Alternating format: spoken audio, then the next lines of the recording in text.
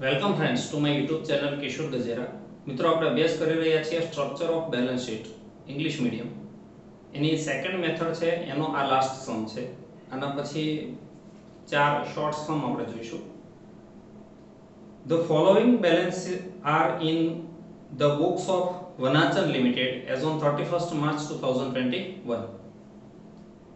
First of all, debit અને credit balance છે. જેમ આપણે ટ્રાયલ બેલેન્સ શીટ કાચું સરવૈયું હોય ને, ઉધાર બાકી હોય જમા બાકી હોય, એમ ડેબિટ અને ક્રેડિટ બેલેન્સ. એટલું તમે સમજી શકો કે ડેબિટ બેલેન્સ હોય તો 10 થી 20 માં જ આવે, જે આપણું એસેટ સાઈડ છે, અને ક્રેડિટ બેલેન્સ હોય તો 1 થી 9 માં જ આવે, જે આપણી લાયબિલિટી સાઈડ છે.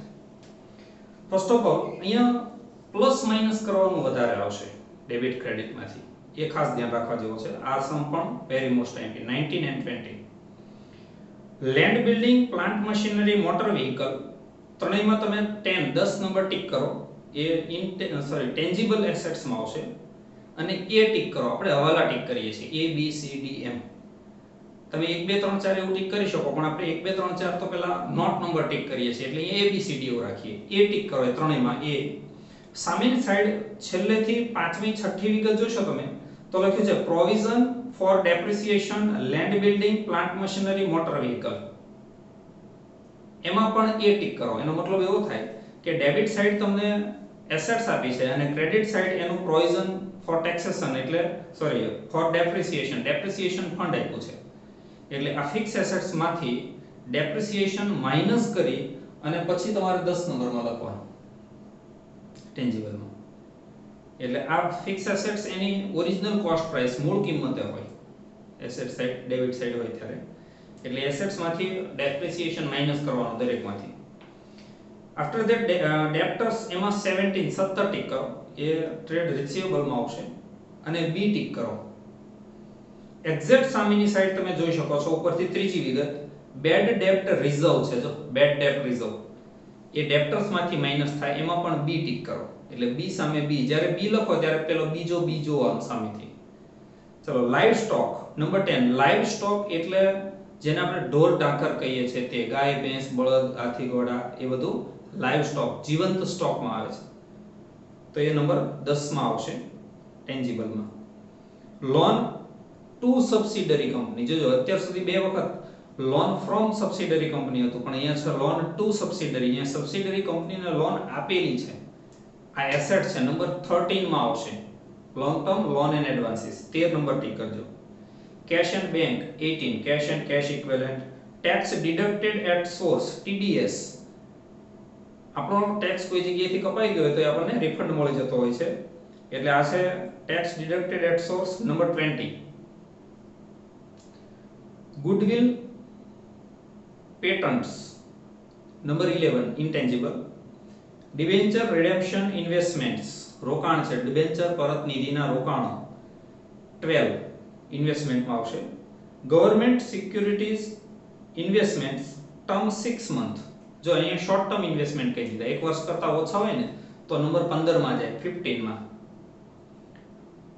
Closing stock and loose tools both are in 16 નંબરમાં લખજો. Sales tax paid C tick કરો, સી. અને સામેની સાઈડ છેલ્લી વિગત જુઓ, ક્રેડિટ સાઈડ છેલ્લી વિગત સેલ્સ ટેક્સ રિકવર્ડ. વસ્તુ એવી હોય કે આને કહેવાય વેચાણ વેરો. વસ્તુ વેપારી વેચે એટલે ગ્રાહક પાસેથી વેચાણ વેરો વસૂલ કરે અને એ વેચાણ વેરો એને સરકારમાં જમા કરાવી દેવાનો હોય. એટલે કહેવાનો મતલબ એવો છે કે સેલ્સ ટેક્સ એ વેપારી માટે નથી આવક કે નથી જાવક.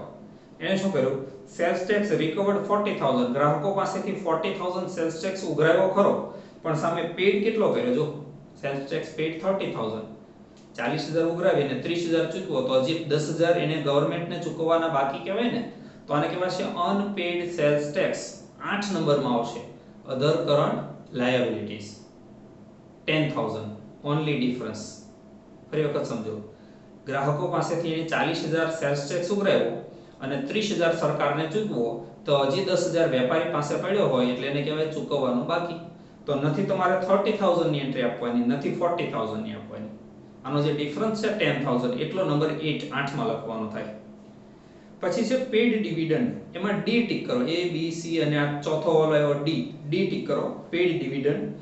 સામેની સાઈડ તમે જુઓ તો એની એક્ઝેક્ટ સામે એક વિગત આપી છે, dividend declared into bracket year 1920 1920 અને 20 એને ગયા વર્ષે 1920 માં ડિવિડન્ડ ડિક્લેર કર્યું તો 75000 અને સામે લખ્યું છે ડિવિડન્ડ પેડ 60000, એમાંથી 60000 ચૂકવી દીધું તો હજી 15000 ચૂકવવાનું બાકી કહેવાય. તો નથી તમારે 60000 ની એન્ટ્રી આપવાની, નથી 75000 ની આપવાની, જેનો ડિફરન્સ આવે 15000 એ 8 નંબરમાં લખવાનો. Other current liabilities. Discount on debentures number 14 નંબરમાં આવશે. Other long term other non current assets. Calls unpaid on shares, આને કહેવાય કોલ્સ ઇન એરિયર્સ. આમાં તમે ઈ ટિક કરો, ઈ આ એક નંબરમાંથી માઈનસ થાય, ઇક્વિટી શેર કેપિટલ માંથી માઈનસ થાય. જો ક્રેડિટ સાઈડ તમને ઇક્વિટી શેર કેપિટલ આપ્યું છે, એમાં પણ ઈ ટિક કરો, ઈ A B C D અને E આ 5 નંબરનો હવાલો આવ્યા તો એ ઇક્વિટી શેર કેપિટલ 4 લાખ માંથી આ કોલ્સ અનપેડ ઓન શેર્સ એટલે શેર પર મળવાના બાકી હપ્તા એ માઈનસ કરવાના. જનરલ અને એમાં એક નંબર ટિક કરજો, કેપિટલમાં આવશે. જનરલ રિઝર્વ 2 નંબર ટિક કરો, reserve and surplus. Bad debt reserve એ સામે તમે બી ટિક કર્યો હશે, ડેપ્ટર્સ માંથી માઈનસ થશે. 12% debenture 3 long term borrowings. Provision for taxation 9 short term provision. Forfeiture account એટલે આ છે સિક્યુરિટીઝ ફોરફીચર એકાઉન્ટ, શેર જપ્તી ખાતું. આ ઇક્વિટી શેરમાં પ્લસ થાય, આમાં પાછો ઈ ટિક કરો. જો 3 જગ્યાએ ઈ આવશે, ઇક્વિટી શેર કેપિટલમાં, સામે કોલ્સ અનપેડ ઓન શેર્સમાં અને અહીંયા ફોરફીચર એકાઉન્ટમાં. એટલે ફોરફીચર એકાઉન્ટ એ ઇક્વિટી શેરમાં પ્લસ થશે, 1+1 એવું લખજો. Debenture redemption fund number 2 reserve and surplus. Public deposit payable within 6 month, જો 6 મહિનામાં ચૂકવી દેવાની છે એટલે શોર્ટ ટર્મ પબ્લિક ડિપોઝિટ થઈ ગઈ. જનરલી પબ્લિક ડિપોઝિટ 3 નંબરમાં આવે, કંઈ ન કીધું હોય તો લોંગ ટર્મ સમજવાની 3 નંબરમાં, પણ અહીંયા ટૂંકા ગાળાની છે, શોર્ટ ટર્મ છે એટલે 6 નંબરમાં short term borrowings. Loan from IFCI number 3 long term borrowings. Creditors and bills payable number 7. આ પ્રોવિઝન ફોર ડેપ્રિસિએશન એમાં તમે એ ટિક કર્યો છે, સામે ફિક્સ એસેટ્સ આપી છે એમાંથી આ માઈનસ થાય. Profit and loss account number 2 reserve and surplus. પછી આ ડિવિડન્ડમાં તમે ડી ટિક કર્યો છે, સામે અનપેડ ડિવિડન્ડ છે, પેડ ડિવિડન્ડ એમાંથી આ માઈનસ કરી અનપેડ ડિવિડન્ડ 8 નંબરમાં બતાવશે. Pension fund and gratuity fund both are number 5 નંબરમાં આવશે બંને, long term provision. Tax deducted at source, જોજો બંને બાજુ છે. આ ટેક્સ ડિડક્ટેડ એટ સોર્સ આપણે કોઈનો કાપ્યો હોય ને આપણે આવકવેરા ખાતામાં જમા કરાવવાનો હોય એટલે નંબર 8 શોર્ટ ટર્મ લાયબિલિટીઝ અથવા કરન્ટ લાયબિલિટીઝ કહેવાશે, અધર કરન્ટ લાયબિલિટીઝ 8 નંબરમાં આવશે. અને સેલ્સ ટેક્સ રિકવર્ડમાં તમે સી ટિક કર્યો છે, એનો ડિફરન્સ લખવાનો. હવે અહીં કઈ 5 વસ્તુ શોધવાની છે. First of all share holders fund 1 અને 2. સેકન્ડ નોન કરન્ટ લાયબિલિટીઝ 3, 4 અને 5. આની એક નોટ આપણે અહીંયા સાઈડમાં બનાવી છે કારણ કે એ નીચે જગ્યા નથી.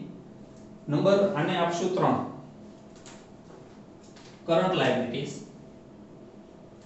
4 current assets and 5 fix assets 5. આ 5 વસ્તુ શોધવાની છે.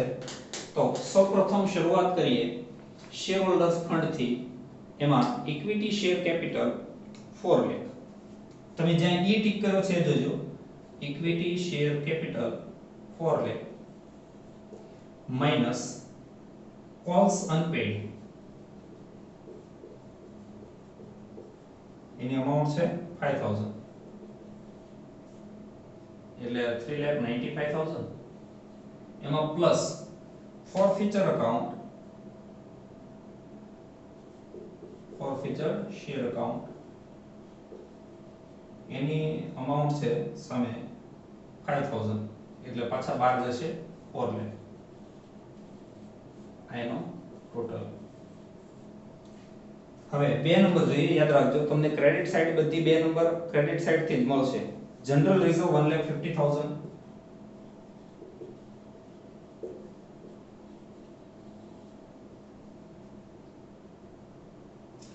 डिबेंचर रिडेम्पशन फंड 2,50,000,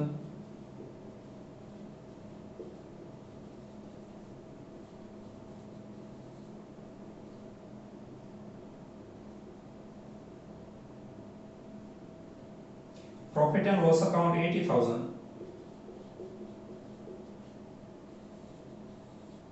આનું એક ટોટલ જોઈ લઈએ.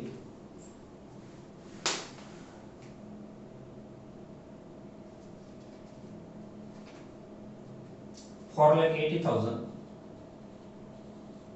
અહીંયા કેપિટલ લખીએ 4 લાખ અને for like 80,000 એટલે 8 લાખ 80,000 શેર હોલ્ડર્સ ફંડ. ચલો એક વસ્તુ થઈ. નોન કરન્ટ લાયબિલિટીઝ માં જોઈએ તો 3, 4 અને 5 આપણ ક્રેડિટ સાઇડ થી મળશે. પહેલું છે 12% ડિબેન્ચર 4 લાખ એટલે લોંગ ટર્મ લાયબ બોરિંગ્સ માં 12% ડિબેન્ચર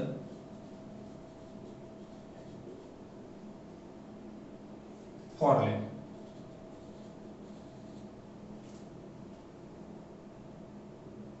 પછી એક છે loan from IFCI 1,50,000. Loan from IFCI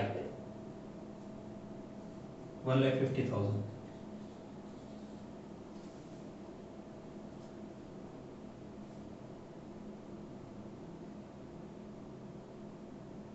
પછી પેન્શન ફંડ અને ગ્રેચ્યુટી ફંડ એ બંને આવશે નંબર 5 માં. પેન્શન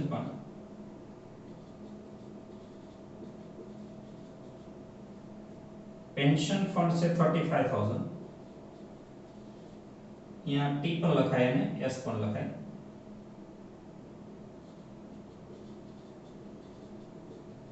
ગ્રેચ્યુટી ફંડ છે 45,000. નો ટોટલ 80,000. આનું 5,50,000.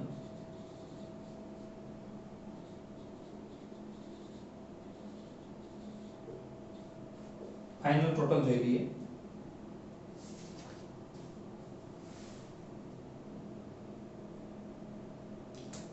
6,30,000.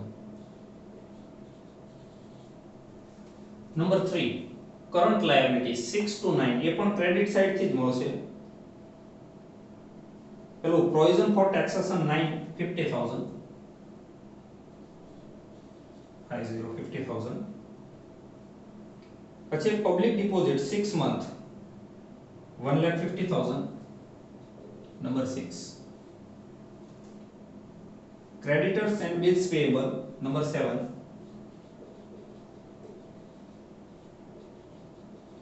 એની અમાઉન્ટ છે બંનેની 50,000 and 40,000.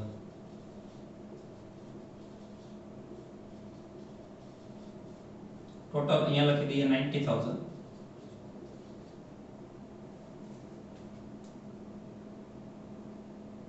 પછી અનક્લેમ ડિવિડન્ડ 8 નંબરમાં આવશે. અનક્લેમ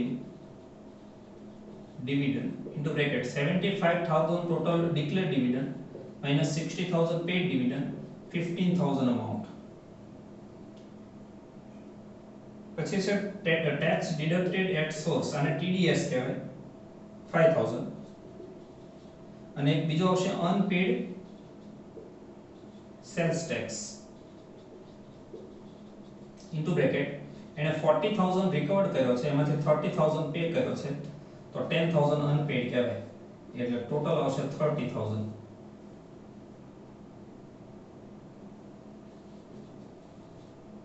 આનો ટોટલ જોઈ લઈએ.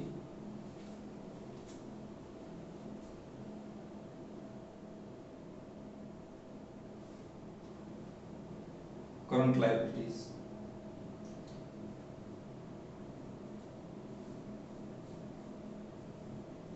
3,20,000.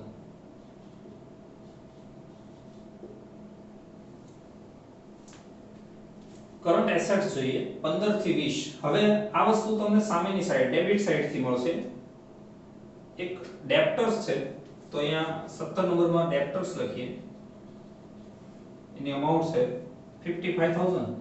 એમાં તમે ટિક કર્યો છે B એટલે સામે B જોવાનું. 5,000 માઈનસ થાય.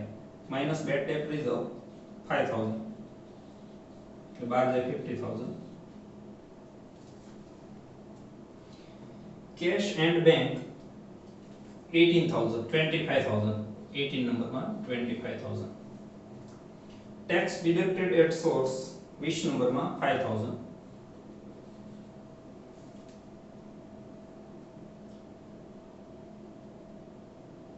ગવર્નમેન્ટ સિક્યુરિટીઝ છે એક શોર્ટ ટર્મ છે 6 મંથ 25,000 આમાં આવશે 15 નંબરમાં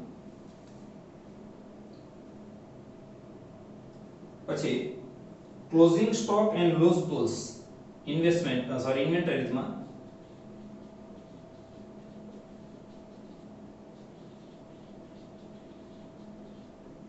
બંનેની અમાઉન્ટ છે 2,50,000 ને 5,000 255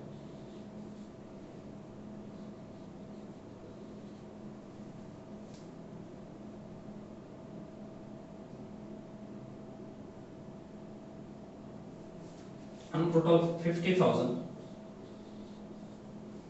અને ફાઇનલ ટોટલ જોઈ લઈએ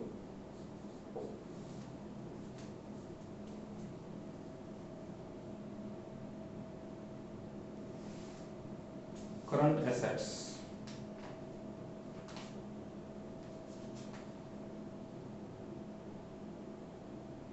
$3,60,000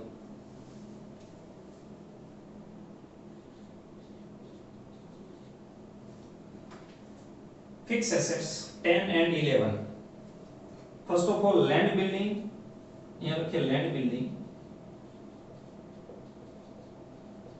inner column 3,75,000 માઈનસ એનો ડેપ્રિસિએશન સામે જો તમે એ ટીક કરો છો બંને લેન્ડ બિલ્ડિંગ નો ડેપ્રિસિએશન છે 50,000 એટલે બાર જાય 3,25,000 plant machinery 3,50,000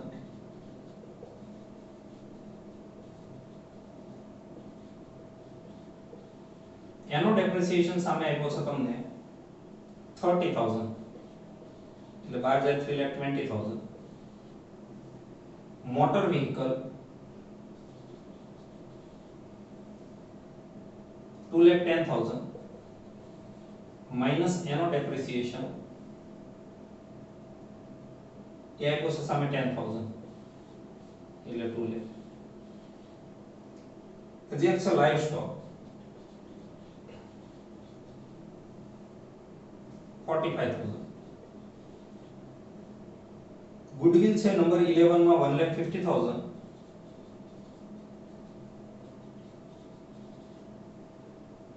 patent 1 lakh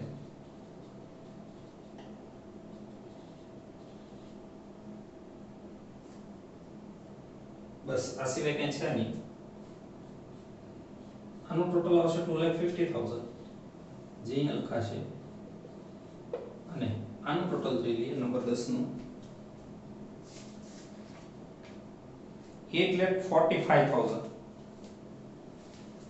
845 final total 10,95,000